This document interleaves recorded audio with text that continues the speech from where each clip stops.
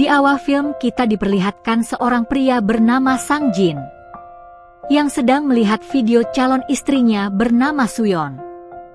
Video tersebut memberitahukan jika sekarang Suyeon sedang dalam perjalanan menuju ke Jerman dan memutuskan untuk membatalkan pernikahan mereka dengan alasan karena akhir-akhir ini mereka berdua sudah tidak ada lagi kecocokan. Ditambah lagi Sang Jin selalu bersikap dingin kepadanya. Awalnya dia berniat untuk memberitahukan hal ini secara langsung. Namun karena tak siap melihat respon yang akan Sang Jin berikan, jadi hal ini dia sampaikan melalui video. Mengetahui semua itu Sang Jin pun sakit hati. Namun dia beranggapan bahwa Suyeon hanya bercanda. Dia pun ingin memastikannya terlebih dahulu. Mengingat sikap Suyeon yang dikenal cukup egois. Singkat cerita Sang Jin pun pergi bekerja sebagai konduktor musik. Setelah selesai bekerja dia kemudian pergi menemui ibunya Suyeon, yang juga merupakan atasannya di sana. Mereka pun membahas tentang kepergian Suyeon, yang ternyata sudah 12 jam namun Suyeon tak memberikan kabar. Mereka berdua percaya jika Suyeon pasti tak betul-betul pergi ke Jerman, melihat banyaknya barang-barang yang tak dibawa olehnya. Dan mungkin Suyeon hanya sedang bersembunyi di sebuah hotel. Dari percakapan ini kita pun juga tahu kalau Suyeon adalah salah satu pemain selo dari grup musiknya Sang Jin. Karena posisi tersebut kosong, jadi mau tak mau mereka harus segera mencari penggantinya. Awalnya Sang Jin meminta untuk tunggu beberapa hari lagi, dikarenakan mungkin Suyeon sebentar lagi akan kembali. Namun karena ibunya Suyeon sendirilah yang menginginkan Suyeon diganti, Sang Jin pun harus mengikutinya. Keesokan harinya, calon pengganti Suyeon yang bernama Miju itu terlihat sedang bertemu dengan Sang Jin untuk melakukan wawancara dengannya. Di sana, Sang Jin meminta Miju untuk menunjukkan bakatnya, yaitu memainkan selo di depan dirinya. Namun sebelum itu, Miju meminta Sang Jin untuk mendengarkan rekaman permainan selo yang telah dia mainkan dulu.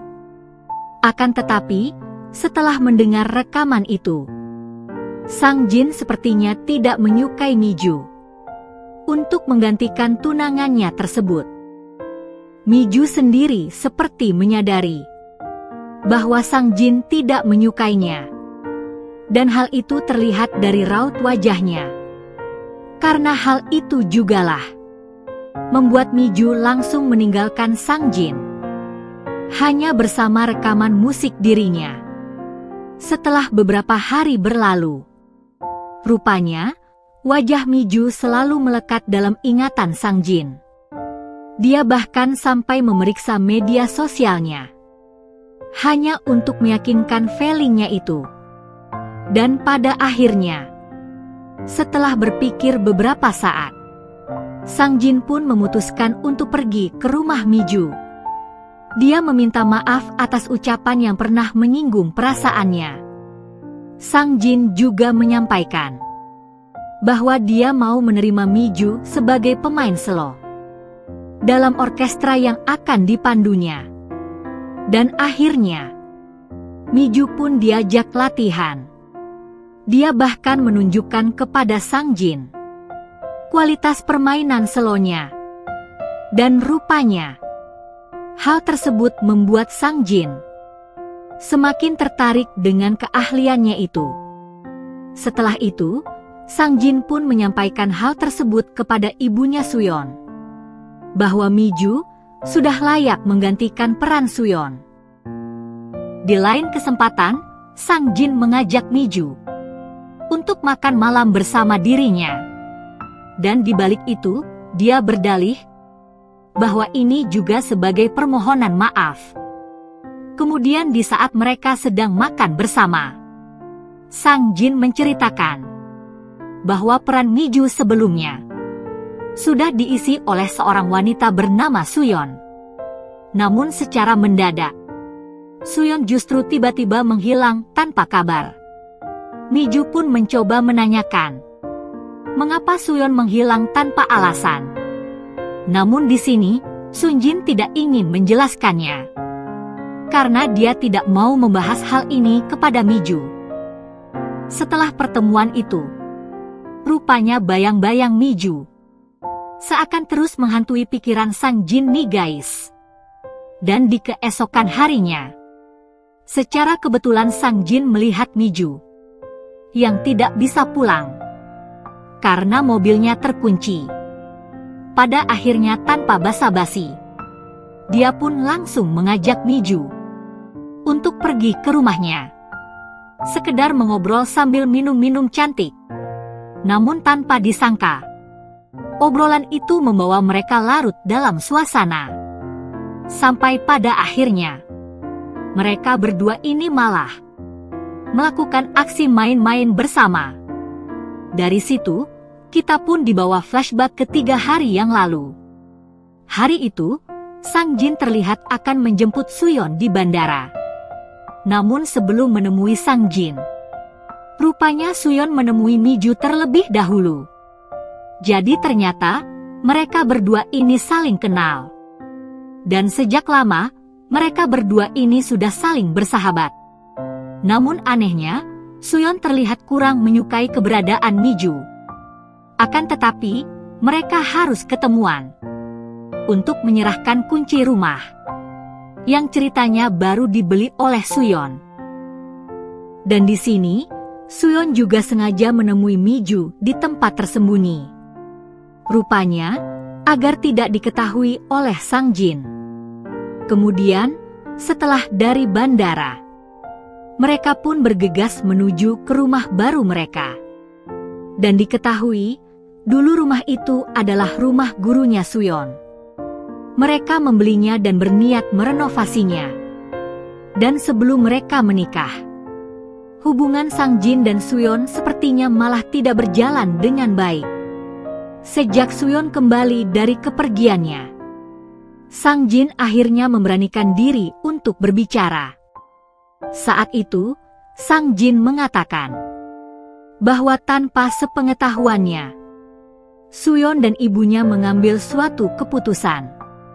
Dan karena hal itulah yang membuat dia berubah, karena merasa dipermainkan oleh mereka. Jadi, itulah mengapa belakangan ini Sang Jin terlihat cuek kepada Suyeon. Kemudian di keesokan harinya, Suyeon dan Mi-ju bertemu. Di sini, Suyeon meminta kunci ruangan rahasia dari rumah yang baru dibelinya.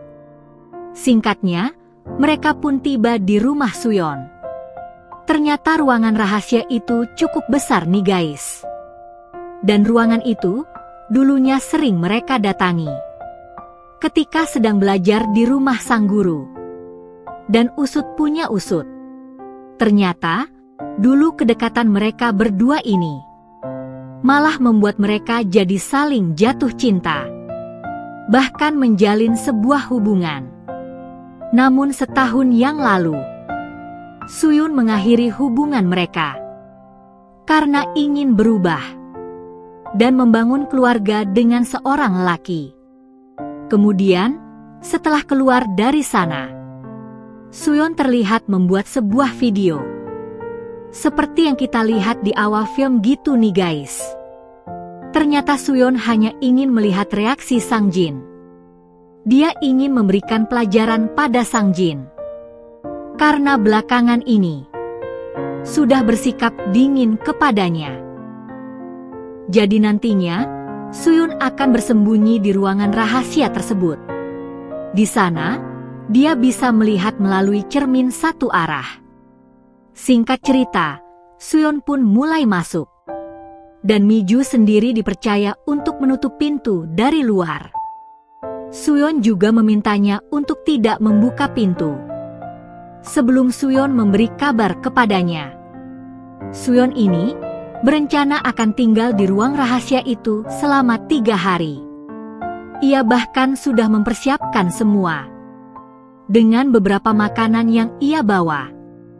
Namun ternyata, ketika dia sudah berada di dalam, di sana malah tidak ada sinyal, saking kedapnya gitu nih guys.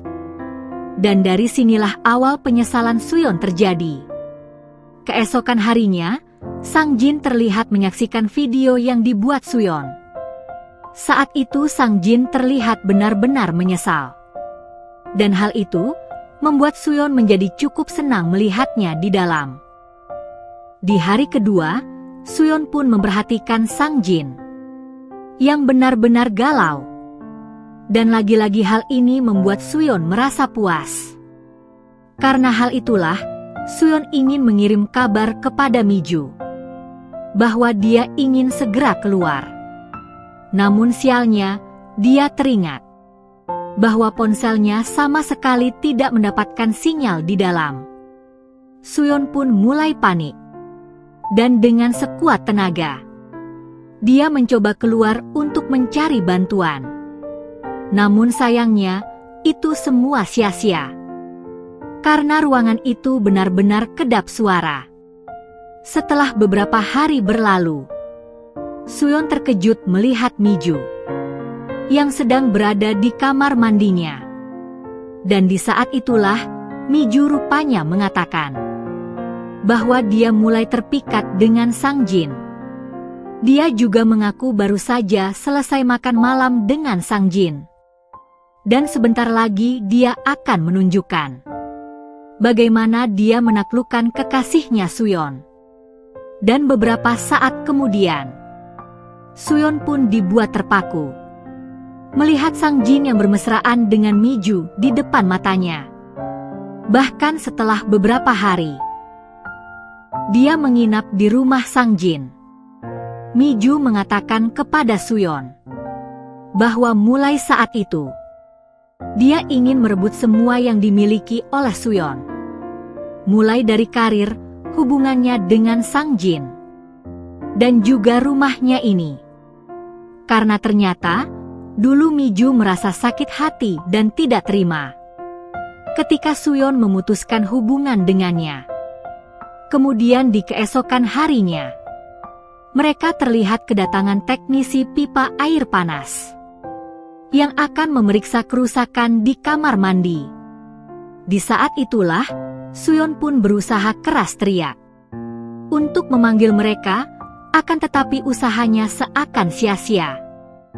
Karena Sang Jin dan teknis itu sama sekali tidak mendengar. Sementara Direktur Haeun yang merupakan ibunya Suyeon merasa ada keanehan dengan kepergian anaknya. Karena sampai saat ini, mereka tidak mengetahui kabar beritanya. Di saat itulah, Haeun pun menyarankan agar Sang Jin melaporkan hilangnya Suyeon kepada polisi.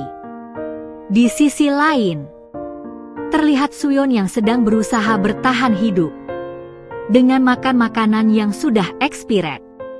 Malam harinya, Sang Jin diajak main ke rumah Miju. Di saat itulah, dia merasa aneh melihat kode kata sandi rumah Miju. Karena kode kata sandi itu sama dengan tanggal kelahiran Suyeon. Namun di sini, Miju mengatakan bahwa itu hanyalah kebetulan. Akan tetapi, di sisi lain, petunjuk hilangnya Suyeon pun perlahan mulai ditemukan oleh ibunya Suyeon. Haeun langsung meminta Sang Jin untuk memeriksa video sebelum Suyeon menghilang. Karena di belakang video itu terdapat tangan seseorang dari pantulan cermin. Di saat itulah Sang Jin pun merasa seperti mengenal gelang yang ada pada video itu. Tidak lama dari itu, Sang Jin pun meminta Miju untuk menemuinya di rumah dengan alasan dia merindukannya. Namun di saat Miju sedang berada di dapur, Sang Jin diam-diam mencoba membuka ponsel Miju dengan kata sandi angka kelahiran Suyeon. Dan ternyata Sang Jin berhasil membukanya. Tentu saja hal tersebut membuat dia semakin terkejut dan curiga. Dia juga melihat foto Suyeon di dalam ponsel Miju. Singkat cerita, Sang Jin pun langsung mengerti semua. Dia meminta Miju agar memberitahu keberadaan Suyeon sekarang. Miju pun mengakui pada saat video itu dibuat, dia sedang bersama Suyeon. Namun mengenai keberadaan Suyeon saat ini, Miju malah mengatakan bahwa dia sama sekali tidak mengetahuinya. Kemudian saat Sang Jin pulang ke rumah dan sedang mencuci tangan, tiba-tiba saja air yang keluar dari keran mendadak mati dan nyala sendiri.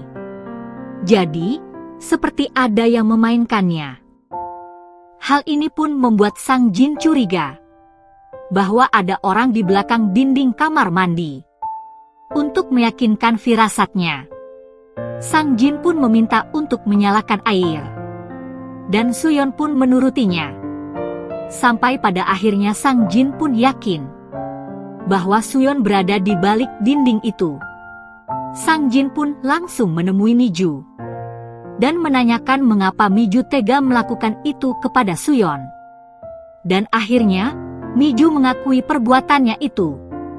Dia melakukannya karena sakit hati. Suyeon telah memutuskan hubungan dengannya.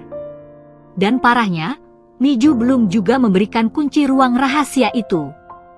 Karena dia ingin Suyeon merasakan penderitaannya terlebih dahulu. Singkatnya, karena Miju masih tidak mau memberikan kuncinya, Sang Ji pun mengatakan bahwa dia akan melaporkannya ke polisi. Sampai pada akhirnya Miju pun mau membuka ruang rahasia tersebut. Setelah itu, mereka berdua pun masuk ke dalam ruangan. Namun sayangnya Suyeon terlihat tidak sadarkan diri gitu nih guys. Karena khawatir, Miju pun mencoba menghampiri Suyeon. Namun tanpa disangka, Suyeon tiba-tiba langsung menyerang Miju sampai tidak sadarkan diri. Setelah itu, Suyeon langsung mengajak Sang Ji untuk segera keluar dari ruang rahasia tersebut dan membiarkan Miju di sana. Karena di sini, Suyeon ingin Miju merasakan juga berada di dalam ruang tersebut selama beberapa waktu. Bahkan selama berbulan-bulan. Oke movie lover, sampai di situ review filmnya. Sekali lagi terima kasih sudah menonton. Kurang lebihnya mohon maaf dan semoga terhibur tentunya. Mimin pamit, sampai jumpa di video selanjutnya ya.